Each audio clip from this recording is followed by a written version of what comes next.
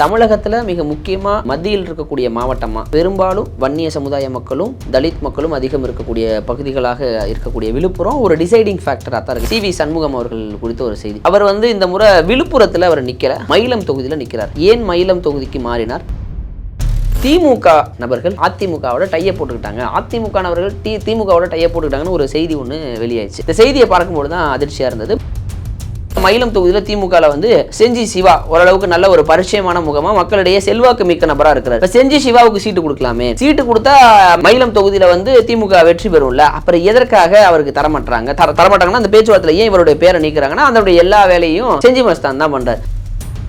ஒரு தொகுதிக்கு நீங்க செட்டிங் போட்டுக்கிறீங்கன்னா உங்களுக்கு கட்சியும் தலைமையும் முக்கியம் கிடையாதா அப்படிங்கிறது மாதிரி இரண்டு பேர் மேலே இரண்டு தரப்புக்குமே புகார் போயிருக்கிறது. விழுப்புரத்துடைய அதிமுக முகம் அப்படிங்கிற ஒரு அடையாளத்தை அவர் இழந்துட்டார். திமுக பொறுத்தவரையும் முன்பிருந்த அடையாளங்கள் செஞ்சி மஸ்தான் அவருடைய பவர்லாம் ஃபியூஸ் பிடிங்கிட்டாங்க. பொன்முடியும் அவர் வாயை வச்சுட்டு சும்மா இல்லாம ஏகப்பட்ட விஷயங்களை பேசி என்னென்ன சர்ச்சையாச்சுங்கிறதுலாம் தெரியும். இப்ப லக்ஷ்மணன் அவர் ஒரு நல்ல ஒரு வேகத்தில் வளர்ந்து வர்றார். தலைமைக்கு நெருக்கமாகவும் மக்கள்கிட்ட பரிச்சயமான முகமாகவும் இருக்கிறதுனால அவருடைய வேலைகளை பார்த்து மாவட்ட செயலரா உங்க toilet cleaner bison toilet cleaner குவாலிட்டியை விட பெட்டர்னு நிரூபிச்சா உங்க மொத்த பணமும் ரீஃபண்ட். பைசன் டாய்லெட் கிளீனர் இப்போது 79 ரூபாயில். மக்களே அன்பு வணக்கம்.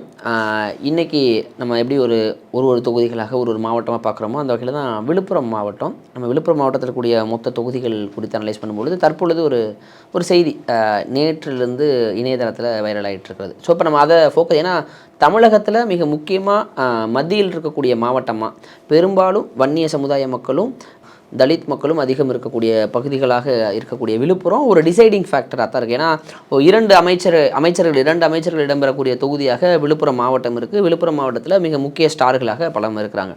ஸோ அதில் தான் இப்போ திமுகலே பொன்முடி இருந்தார், செஞ்சி மஸ்தான் இருந்தாருங்க மாதிரி ரெண்டு அமைச்சர்கள் இருந்தாங்க. அதற்கு பிறகு நடந்த கதைகள் எல்லாம் எல்லாரும் அறிஞ்சது தான். இப்போ நேற்று வந்த ஒரு செய்தி, சி.வி. சண்முகம் அவர்கள் குறித்த ஒரு செய்தி. அவர் இந்த முறை விழுப்புரத்தில் அவர் நிற்கல, மயிலம் தொகுதியில் நிற்கிறார். ஏன் மயிலம் தொகுதிக்கு மாறினார்? மயிலம் தொகுதியில் தற்பொழுது என்ன நடக்கிறது, விழுப்புரம் தொகுதியில் என்ன நிலைமை, விழுப்புரத்துடைய ஹாட்ஸ்பாட் ஆஃப் அரசியல் யார் மாற போகிறாங்க? ஏன்னா ஒரு முறையும் விழுப்புரத்தில் அமைச்சரவையில் இடம்பெறக்கூடியவர்கள் நிச்சயம் இருப்பாங்க. அந்தளவுக்கு ஒரு மிக முக்கியமான மாவட்டமாக இருக்கிறது. அப்படி இருக்கும்பொழுது இப்போ என்ன பிரச்சனை போயிட்டுருக்கு அப்படின்னா, திமுக உடைய நபர்கள் அதிமுகவோட டையை போட்டுக்கிட்டாங்க, அதிமுக நபர்கள் திமுகவோட டையை போட்டுக்கிட்டாங்கன்னு ஒரு செய்தி ஒன்று வெளியாயிடுச்சு. இந்த செய்தியை பார்க்கும்போது தான் அதிர்ச்சியாக இருந்தது. முதல்ல என்ன நடந்ததுங்கிறத நம்ம கிளியராக பார்த்துருவோம். விழுப்புரம் மாவட்டத்தில், அதாவது விழுப்புரம் தொகுதியில் அமைச்சராக இருந்தவர், 2 முறை அமைச்சராக இருந்தவர் சி.வி. சண்முகம். ஆனால் அங்கே லட்சுமணன் அவர்கள் சீட்டு வாங்கி தோற்கடிப்பேன் சபதம் எடுத்து சி.வி. சண்முகம் அவர்களை தோற்கடிச்சிட்டாரு. விழுப்புரத்தின் திமுக முகமாக லட்சுமணன் உருமாறிட்டு இருக்கிறாரு. அவருடைய கட்டுப்பாட்டுக்கு வந்துருச்சு. அந்நிய முகமாகத்தான் சி.வி. சண்முகத்தை விழுப்புரம் மக்கள் பார்க்க தொடங்கிட்டாங்க. கிட்டத்தட்ட லட்சுமணனுக்கு பயந்தே, வெற்றியோ தோல்வியோ லட்சுமணனுக்கு பயந்தே அவர் தொகுதி மாறி போயிடுறேன் அப்படின்ட்டு விழுப்புரம் தொகுதியை வேணாம் அப்படின்ட்டு மயிலமுக்கு ஓடி போயிட்டாரு. அதனால் மயிலம் தொகுதியில் தான் போய் வேலையையும் தொடங்கிட்டாரு அப்படிங்கிறது எல்லாரும் தெரிஞ்சது. ஏன்னா விழுப்புரம் தொகுதி லட்சுமணனுடைய கட்டுப்பாட்டுக்குள்ள வந்துருச்சு. அவர் மாவட்ட செயலராகவும் மாறிவிட்டார். மிக முக்கியமான முகம், திமுகவின் முகமாகவும் நல்ல செல்வாக்கு மிக்கவராக வந்து விட்டார். இந்த இடத்துல போய் நம்ம எதுக்கு தோல்வி அடையணும் அப்படின்னு பயத்தில் சி.வி. சண்முகம் மயிலம் தொகுதிக்கு ஓடிவிட்டார். இப்போ மயிலம் தொகுதியில் அங்கே போனதுக்கு பிறகு கிட்டத்தட்ட ஓராண்டுகளுக்கு முன்னாகவே மயிலம் தொகுதியில் தன் களம் காண்பதற்கான அனைத்து வேலைகளையுமே அவர் தொடங்கிவிட்டார். இப்போ அங்கே இருக்கக்கூடிய சாதகமாக மாற்றிக்கணும் அப்படிங்கிறதற்காக அவர்கள் செய்கிற விஷயங்கள் தான் செய்தித்தாளில் வெளியாயிருக்கு.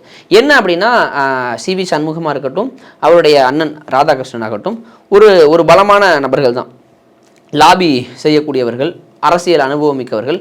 சி.வி. சண்முகம் அவர்கள் அரசியலில் புலினா அந்த பின்னணியில் அரசியலில் எல்லா டீலிங்கையும் செய்யக்கூடியது ராதாகிருஷ்ணன். ஸோ இப்போ இவங்க 2 பேரும் சேர்ந்து திமுகவோட டையை போட்டாங்க. யாருன்னா செஞ்சி மஸ்தானோட டையை போட்டாங்க அப்படிங்கிற செய்தி தான் வெளியாச்சு. செஞ்சி மஸ்தான் ஒரு வாக்குறுதி கொடுத்துருக்கிறாரு. செஞ்சி மஸ்தான் என்ன வாக்குறுதி கொடுத்துருக்காருன்னா, எப்படியாவது திமுக கேண்டிடேட் ஒரு டம்மி கேண்டிடேட்டை போட வச்சிடலாம், தோற்கக்கூடிய கேண்டிடேட்டை போட வச்சிடலாம், அதன் மூலம் சி.வி. சண்முகத்தை வெற்றி பெற வச்சிடலாம் மயிலம் தொகுதியில். ஏன்னா விழுப்புரத்தில் தோத்த மாதிரி இங்கே தோத்தா அசிங்கமாயிரும், எம்எல்ஏவாவது ஆயிரணும் அப்படிங்கிறதுனால மயிலம் தொகுதியில் தான் அந்த உள்ளடி வேலையை ஸ்டார்ட் பண்ணியிருக்கிறாங்க. கடந்த முறை மாசிலாமணி திமுக சார்பில் நின்னார், பாமக சார்பில் சிவகுமார் நின்னார், இப்போ அன்புமணி தரப்பில் இருக்கக்கூடியவர். இப்போ அந்த சிவகுமாருக்கு பதில் தான் இப்போ மயிலம் தொகுதி தான் அதிமுக நிற்கிறாங்க, இவர் நிற்கிறாரு, சி.வி. சண்முகம் நிற்கிறார். அப்படின்னா ஆப்போசிட்டில் டிஎம்கே கேண்டிடேட் யார்? அதே மாசிலாமணி தான் நிற்க வைக்கணும், அவரை நிற்க வச்சாதான் செல்வாக்கு இருக்குது, அவரை நிற்க வச்சாதான் ஜெயிப்பார் அப்படின்னு செஞ்சி மஸ்தான் அவருக்கான சீட்டுகளை எப்படியாவது வாங்கி கொடுத்துடணும் அப்படின்னு ரொம்ப நெருக்கடி கொடுக்கறது, எல்லா வகையிலையும் வேலைகளாக தொடங்குறாரு. எதற்காக மாசிலாமணினா, மாசிலாமணியை நிற்க வச்சு தோற்க வைத்து சிவி சண்முகத்தை ஜெயிக்க வச்சிடணும் அப்படிங்கிற ஒரு வேலையை செய்கிறாரு அப்படிங்கிறது தான் தகவல். அதுதான் செய்தியாக வந்திருக்கு. அப்போ இதற்காக தான் செஞ்சி மஸ்தானோட டையை போட்டுக்கிட்டாங்க அப்படின்னு.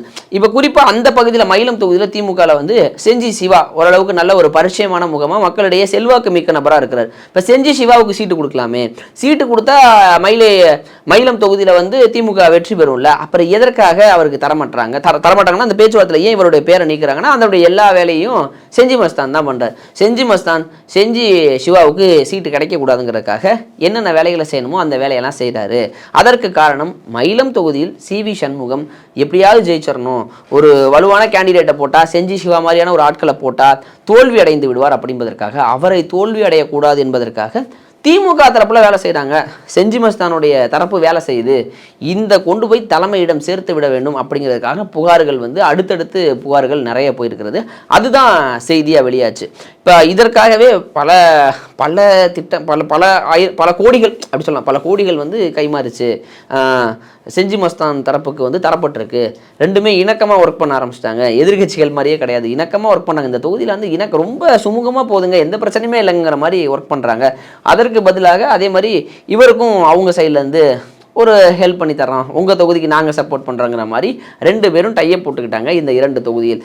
எதற்காக அப்படின்னா, இந்த முறை நிச்சயமாக எம்எல்ஏ தொகுதியில் தோத்துறக்கூடாது, எம்எல்ஏ தேர்தலில் தோத்தா அது பேர் அவமானமாயிரும் அப்படின்னு சிவி சண்முகம் முன்கூட்டியே காய் நகர்த்தி விட்டார், முன்கூட்டியே வேலைகளை தொடங்கிட்டார், முன்கூட்டியே யாரை நம் எதிர்த்து நிற்க வேண்டும் என்பதை அவரே முடிவு செய்து கொண்டார் அப்படிங்கிறது தான் தற்பொழுது செய்தியாக இருக்குது. இதுதான் அப்படியே தலைமைக்கு புகார்களாக கிளம்பியிருக்கு. அதுதான் செய்தித்தாளில் வெளியான செய்தியாக பார்க்க முடியுது. இப்போ மாசிலாமணியை நிற்க வச்சா அது லாஸ்ட் டைம் தோத்துட்டார், அவர் தோத்துருவாருங்கும் போது புது கான்டென்ட் ஏன் கொடுக்கக்கூடாது அப்படிங்கிறத வந்து திமுக தலைமையும் ரிசீவ் பண்ணியிருக்கிறாங்களாம்.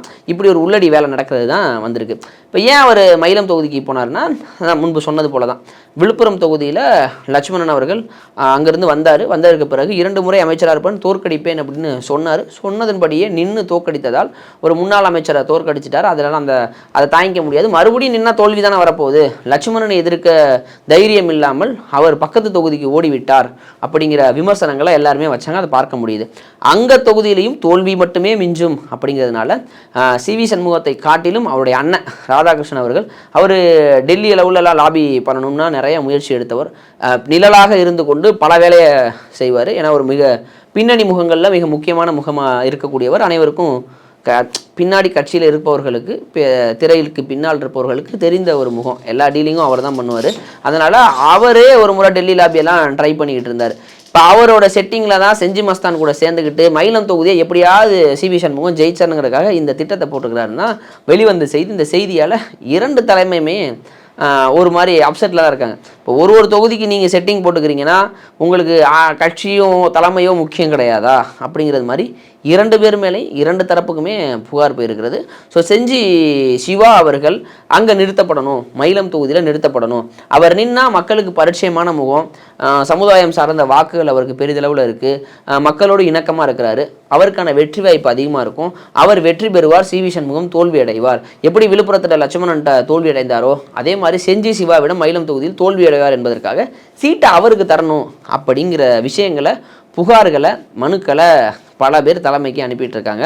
இந்த செய்தி தான் நேற்று வெளியாச்சு. இப்போ இந்த விழுப்புரம் தொகுதி தான் நம்ம முன்பு சொன்னது போல் விழுப்புரம் மாவட்டத்தில் வானூர் இருக்கிறது, செஞ்சி இருக்குது, மயிலம் இருக்குது, விக்கிரவாண்டி இருக்குது என அனைத்து தொகுதிகளுமே இருக்குது. ஒரு ஹாட்ஸ்பாட்டாக மத்தியில் இருக்கக்கூடிய ஒரு மாவட்டமாக விழுப்புரம் இருக்கிறது. இந்த விழுப்புரம் மாவட்டத்துடைய தொகுதி வெற்றிகளை பொறுத்தே நம்ம நிர்ணயிக்கலாம். ஏன்னா வன்னிய சமுதாய மக்கள் அதிகமாக இருக்கக்கூடிய ஒரு பகுதியாகவும் இருக்கும், அதே தலித் சமுதாய மக்கள் அதிகமாக இருக்கக்கூடிய பகுதியாக இருக்கும். இது டிசைடிங் ஃபேக்டராக எத்தனை தொகுதிகளை யார் வெல்வார்கள் அப்படிங்கிற ஒரு கேள்வி கணக்கு அங்கே எப்போவுமே இருந்துக்கிட்டே இருக்கும். காரணம் பாமக வந்து அதிமுக அலையன்ஸில் இருக்கிறாங்க, அதையும் மனசில் வச்சுக்கணும். இங்கே விசிக வந்து திமுக அலையன்ஸில் இருக்கிறாங்க, அதையும் மனசில் வச்சுக்கணும். இதற்கு நடுவில் தான் விஜய்ங்கிற ஒரு பிளேயர் வந்திருக்கார். அவர் எவ்வளவு வாக்குகளை பிரிக்க போகிறாங்கிற ஒரு கேள்விகள்லாம் இருக்கு இல்லையா? இதையெல்லாம் பொறுத்து தான் விழுப்புரம் மாவட்ட அரசியல் அமைய போகுது. இருப்பினும் விழுப்புரம் மாவட்டத்தின் ஒரு மிக முக்கிய நபராக யார் மாற போகிறாருங்கும் போது அந்த செல்வாக்கு அவர் இழந்து விட்டார். திண்டிவனம் இன்ஃபேக்ட் அவர் விழுப்புரம் கூட திண்டிவனத்தை சேர்ந்தவர் தான் சிவி சண்முகம். விழுப்புரத்தில் நின்று தோல்வி அடைந்ததால் இப்போ அங்கே ஜம்ப் பண்ணியிருக்கிறாரு. அங்கேயும் தோல்வி அடைந்த முன் பயத்தில் தான் இதை செஞ்சிருக்கிறாரு. இப்போ விழுப்புரத்துடைய அதிமுக முகம் அப்படிங்கிற ஒரு அடையாளத்தை அவர் இழந்துட்டார். திமுகவை பொறுத்தவரையும் முன்பிருந்த அடையாளங்கள் செஞ்சி மஸ்தான் அவருடைய பவர்லாம் ஃபியூஸ் பிடிங்கிட்டாங்க.